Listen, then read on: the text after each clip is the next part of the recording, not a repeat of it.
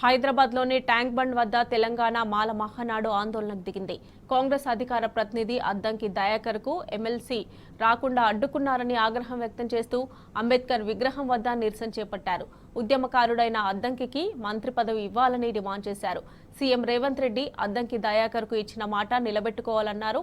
Addanki MLC ఇస్తామని అడ్డుకున్న కుట్రదారులను AICC బయటపెట్టాలన్నారు. Addanki ప్రభుత్వంలో సముచిత స్థానం కల్పించకపోతే రాష్ట్ర వ్యాప్తంగా ఆందోళనకు దిగుతామని హెచ్చరించారు.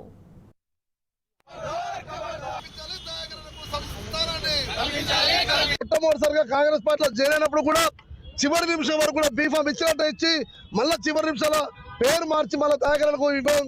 2010 అదే పరిస్థితి. 2023 మన ఎన్నికల్లో మనందరం చూసినాం.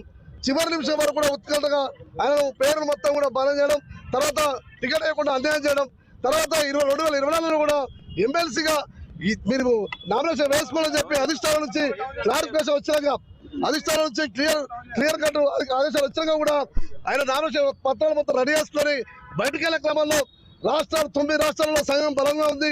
ఈరోజు ఉభయ రాష్ట్రాలు తెలుగు రాష్ట్రాల్లో కూడా దయాకర్ అభిమానులు రాజకీయాలకు అతీతంగా, కులాలకు అతీతంగా, మతాలకు అతీతంగా చాలా సంబరాలు చేసుకున్న పరిస్థితుల్లో చివరి నిమిషంలో అద్దంకి దయాకర్ పేరు మారుస్తా ఉన్నారు.